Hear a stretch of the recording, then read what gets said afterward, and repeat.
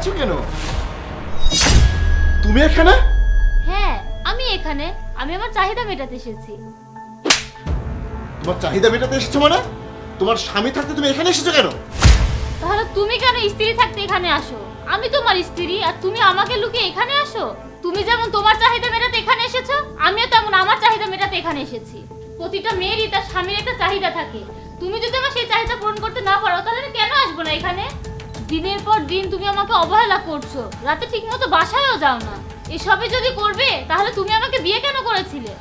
তুমি এখানে কিভাবে এসেছো আর কিভাবে জানলে আমি এখানে আসি? বিয়ের পর থেকেই তোমার আচরণ আমার কাছে ভালো লাগছিল না।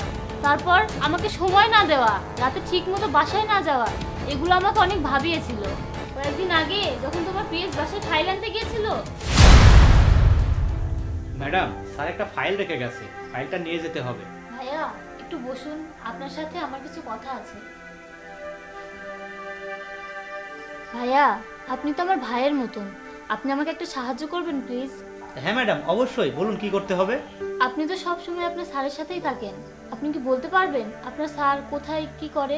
প্রায় সে রাতে বাসায় আসে না। ম্যাডাম, স্যার তো সারাদিন অফিসেই থাকে আর ব্যবসার কাজে বিভিন্ন সময় বিভিন্ন জায়গায় যায়। সে আমার সাথে স্বামীর মতো আচরণ করে না, সে আমাকে অবহেলা করে, আমার সাথে থাকে না। আমার মনে হয় সে তার পরিবারের চাপে আমাকে বিয়ে করেছে, তার অন্য কোনো সমস্যা আছে। তা না হলে কেন সে তার স্ত্রীর কাছে যায় না? প্লিজ ভাইয়া আমাকে বলুন আপনার স্যার রাতে কোথায় যায়?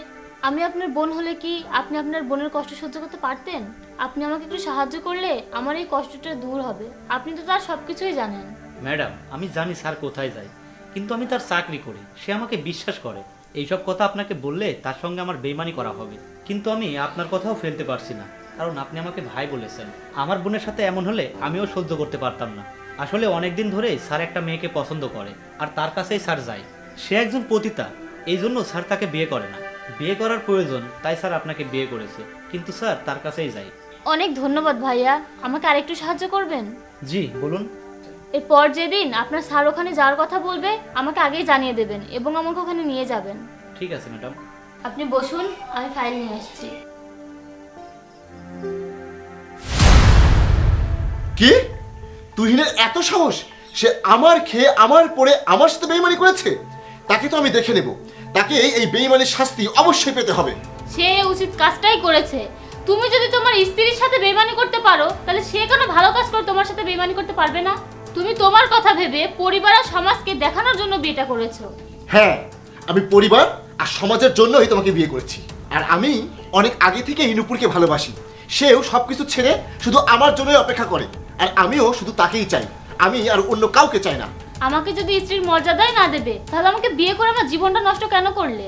প্রতিটা মেয়ে বিয়ের পর তার স্বামীকে নিয়ে সারা জীবন সংসার করতে চায়, আর তুমি নামে মাত্র বিয়ে করে তোমার সমাজ মেনটেন করে একটা পতিতার সাথে সম্পর্ক করেছো। তাকেই যখন তোমার প্রয়োজন তাহলে সমাজে তোয়াক্কা না করে তাকেই বিয়ে করতে। তার সাথে তোমার রাত কাটাতে সমস্যা হয় না, আর বিয়ে করলে সমস্যা হয়ে যেত। তুমি নুপুরকেও ঠকিয়েছো, সেও তো আর তোমাকে চায় না, কারণ সেও চায়নি তুমি বিয়ে করো। তুমি আমাকে ক্ষমা করে দাও, আমি সত্যিই ভুল করেছি।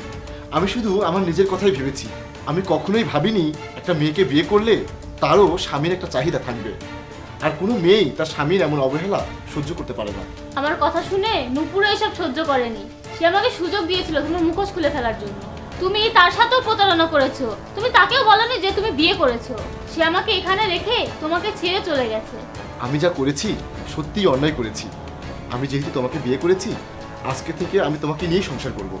আজকের পর আমি আর কখনোই এখানে আসবো না। আমাকে তুমি ক্ষমা করে দাও, চলো বাসায় চলো।